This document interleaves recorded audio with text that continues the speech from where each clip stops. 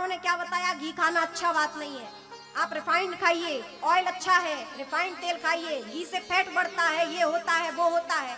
ये सब क्या है, उनकी ये एक बहुत सोची साजी साजिश है सनातन धर्मियों के लिए। देखिए क्या होगा, वो लोग बहुत दूर की सोचते हैं और हम थोड़ी सी सोचते हैं। जैसे होता है ना, हमें फ्री का कहीं कोई सरकार राशन दे दे, खाने पीने का अन्न बांट दे, हम उसे वोट दे देते हैं और फिर उनकी नीतियां चलती रहती हैं धर्म विरोधी। हमें तो क्या, हमें फ्री में अन्न मिल रहा है ना, बस हो गया, हम उसी को वोट दे देंगे। लेकिन अन्य धर्मों में ऐसा नहीं है। वो किसको वोट देते हैं, हमें क्या, हम तो पंचर बना के खा लेंगे, कमा लेंगे। समझ रहे हैं आप? उनको नहीं चाहिए बड़ी बड़ी नौकरी, नहीं चाहिए उनको बंगला, वो पंचर बना लेंगे, खा लेंगे, अपना पेट भर लेंगे।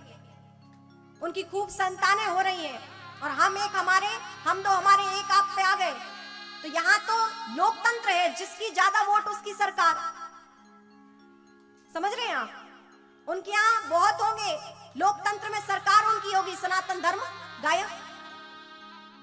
आप भगवान को नहीं मान पाओगे, फिर आप करना जो आपको करना है, कथा नहीं सुन पाएंगे आप समझिए, दूर की सोचिए। क्यों गौ हत्या हो रही है, गौ पालन नहीं हो रहा है?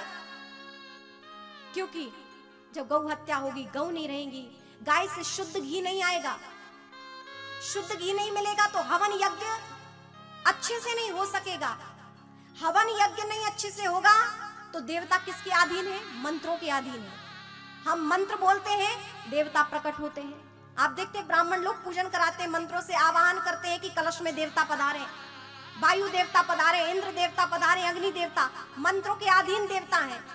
तो गाय नहीं तो शुद्ध घी नहीं, शुद्ध घी नहीं तो दिव्य हवन यज्ञ नहीं, हवन यज्ञ नहीं तो मंत्रों का उच्चारण से आहुति आप किसको दोगे?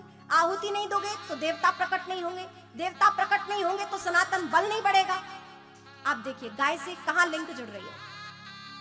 इसलिए उन्होंने पहले गायों को ही उनका हनन करना छोड़ दिया। गाय नहीं होगी, रीढ़ की हड्डी नहीं होगी तो शरीर ढांचा कैसे खड़ा रहेगा? गौ सेवा प्रमुख है। भले ही गाय कम पैसों में आती है, कुत्ता ज्यादा पैसों का आता है, लोग ज्यादा समझ के उसको खरीदते हैं। जीव सबकी सेवा कीजिए, लेकिन माथे की बिंदी पैरों में नहीं लगाई जाती और पैरों की पायल आप माथे पर नहीं पहन सकते। गाय भले ही कम पैसों में आती है, लेकिन उसका कहना कोई और क्या कहा जाए, गाय की कितनी महिमा है।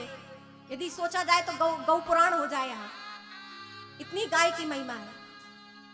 गाय का स्थान घर के अंदर है और कुत्ते का पालन घर के बाहर। कुत्ते को द्वारपाल कहा गया है, द्वार रक्षक कहा गया है, उसका स्थान द्वार के बाहर है। और गौ का पालन घर के अंदर है।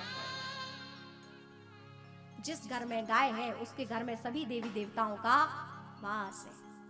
इसलिए भगवान के पिता नंद बाबा 9 लाख गायों का पालन पोषण करते हैं। और ऐसी कर भरना पड़ता है, जिसके यहाँ ज्यादा धन हो जाए तो कर भरना पड़ता है। तो आनंद मनाने में नंद बाबा, मैं आपसे निवेदन करूं, आज से आप लोग गौ पालन करिए।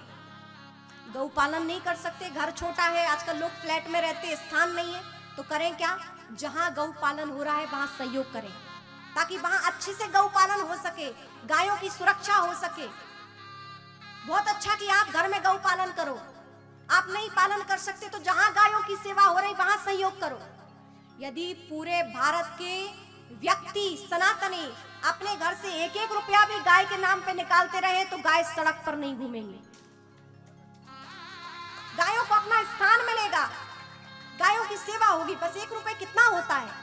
प्रत्येक भारतीय सनातनी गाय के लिए 1 रुपए भी प्रतिदिन निकाले तो गाय कभी भूखी नहीं सोएगी, सड़क दुर्घटना में उनकी मृत्यु नहीं होगी, गाय काटने वाले गाय ना काट सकेंगे।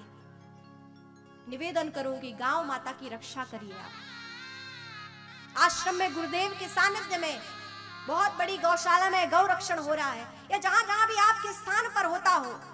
वृंदावन में दिव्य गौशाला है, दिव्य वह गाय का दुग्ध अमृत। आप देखिए, अपने बालकों संतानों को गाय का दुग्ध पान कराइए, तो कम से कम जो गाय पालन करेगा उसको एक बिजनेस मिलेगा, तो कम से कम वो गाय पालन तो करेगा। कहां तक कहा जाए, यहां से कहा ही जा सकता है, करना ना करना आपका कार्य है। और आप करेंगे तो अच्छा होगा, और नहीं करेंगे तो इतिहास गवाह है, बहुतों ने भुगता है, आगे भी भुगता जाएगा। और क्या किया जा सकता है बताइए।